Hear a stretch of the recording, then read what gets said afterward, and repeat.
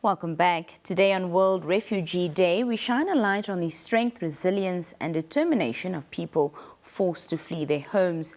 This year's day is being commemorated under the theme Solidarity with Refugees. Joining us for a conversation is Jean Claude Nsabimana, a refugee who recently graduated with an honours degree in Business Informatics from NUST and made possible through the DAFI scholarship. Also with him is Diina Shangadi, officer in charge at the UNHCR Representation in Namibia, to help us understand the broader context of refugee support and protection in the country. Ladies and gentlemen, good evening and welcome. Thank you for having me. Thank you so much for joining us. Good evening, Nina, and thank you for having us. It's a pleasure. Absolute pleasure having you here with us as well. Well, just to start with, Diina, talk to us about, why World Refugee Day is such an important day on the UNHCR calendar. Thank you so much. The World Refugee Day is quite a significant day on the UN agency, which is basically celebrated on the 20th of June, and this is where we get the voice of refugees to be heard. And it's not only that, but it creates awareness of the challenges and the rights of the forcibly displaced people, equally promotes the inclusion and protection of refugees. It also encourages support and the local integration of the refugees. Thank you. Well, Jean-Claude, tell us a bit about, your journey to Namibia and what life was like, adjusting as a refugee in this country.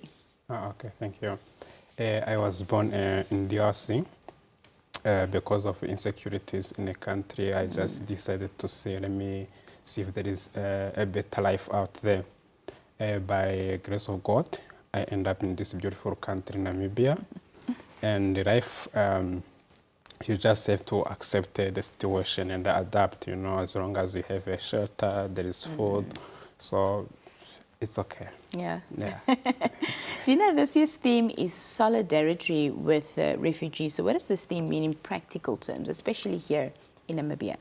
Okay, in terms of the theme, this is centered around refugee voices.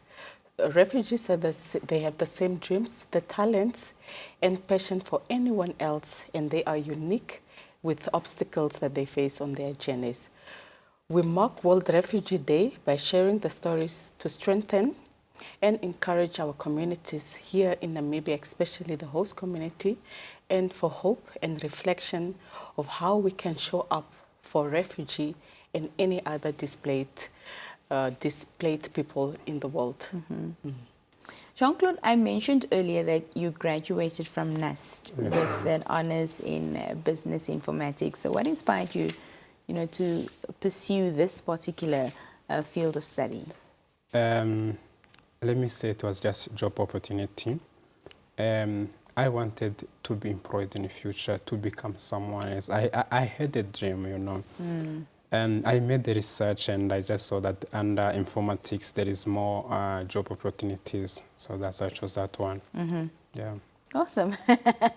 Diina, can you give us a current sense of the refugee status in Namibia? How many people are currently under the UNHCR protection and where exactly are they located? I think we know generally every Namibian would know of the Osiri refugee camp, but are there other such places like that? Thank you so much for that. Currently, the statistics of refugees and asylum seekers in Namibia stand at 6,598 in total. And the settlement is based in Osiri, which is in Ochunjupa's region. That is where the Republic of Namibia has allocated a safe place for any person who flee persecution to be hosted by the Namibian government, which has quite adequate hectares for refugees who can be residing there or even putting up projections like livelihood projects, which all thanks to the Republic of Namibia. Yeah. Well, of course, you mentioned today that that's where World Refugee Day was commemorated. So correct. You were also there, Jean-Claude. Yes, so what unfolded today at the site? It was a beautiful day to see people receiving us with open arms, to see what we have brought for them, and also take this day as a joyful day, as like they are not like forgotten people. The world still remembers them. So it was a joyful day. Diina, from your side? What was the highlight of today's event is just with the ongoing global crisis, the Minister of Home Affairs has put aside to say, let's not do the usual celebration of having a meal, but rather let us go out there in numbers and give them a meal that they can cook for themselves. So that stood out, and just the crowd of how they warmly welcome the Commission of Refugees and the presence of UN Agency of Refugees. So that stood out for us, just to see how they came in numbers to receive their packages and to celebrate together in solidarity. What are some of the challenges that the organization you're representing faces, you know, when it comes to supporting refugees and asylum seekers? In terms of that, one of the main challenges, it is resource limitation, because with the ongoing global crisis, our funds are equally having a shortfall. So we have limitations to that, and we also have policy frameworks as a challenge, and the socio-economic conditions. Jean Claude, your studies were funded through the DAFI scholarship. Talk to us about, you know, how obviously you got word of it, and how the scholarship impacted your academic journey. Actually, I got DAFI scholarship when I was in the third year. First year and second year, I was just there studying, but let me say on credit. I did not have money to pay. Because in Namibia, we only have a DAFI scholarship, only funds refugees. And with that, it's limited. They cannot fund everyone. The money is not enough. So when I applied, unfortunately, I was not selected in 2021.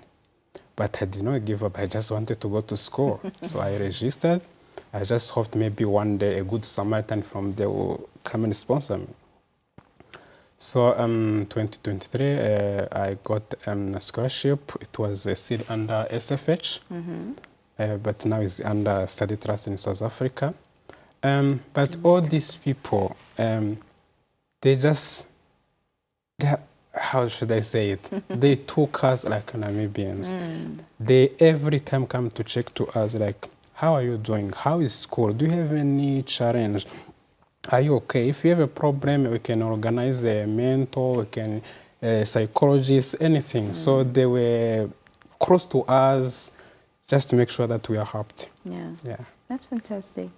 Well, I want to know, Diina, what ways, you know, your organization is working to sort of enable the refugees and asylum seekers to become, you know, self-reliant and have them have this long-term integration within the Namibian system.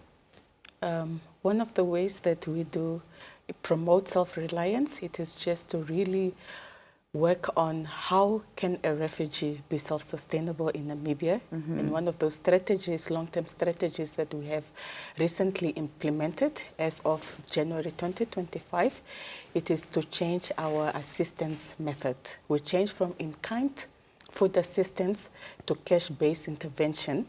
So we started giving them what we call the CBI vouchers, which is cash, which is not only cash for assistance with livelihood, but also just to see how can they come and tap into the gap of promoting self-sustainability.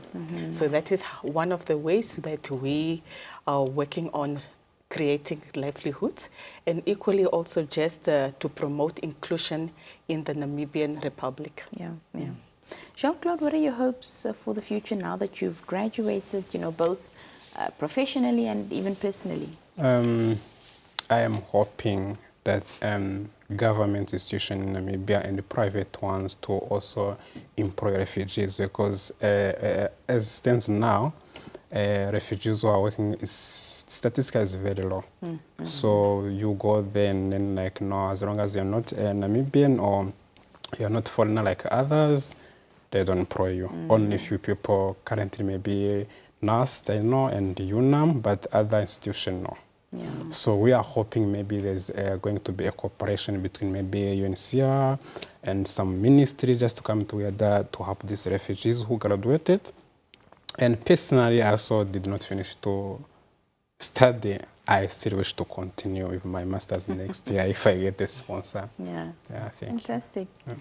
Diina, his story, Jean Claude's story, is almost a one in a million type of story. It's not always that refugees go to a different country, they're able to get educated, they're finally standing on their own 2 feet and being self-reliant. So for some young refugee today who's watching and who's aspiring to achieve what Jean Claude has achieved, and who may be facing challenges around that, what message do you have for them on this day, Diina?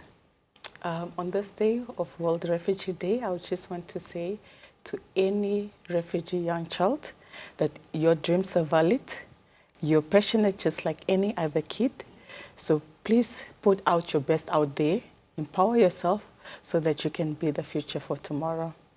Well, thank you so much for being here with us this evening. We really appreciate your time. And Jean Claude, all the best with your studies. Oh, thank you so much. Thank you so much. Thank you, Nina, for having us. It was a pleasure. Thank you.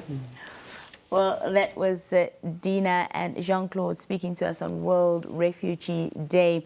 On that note, we wrap up today's edition of the Daily Roundup with Diina. We're back, of course, tomorrow, Monday, same time and place.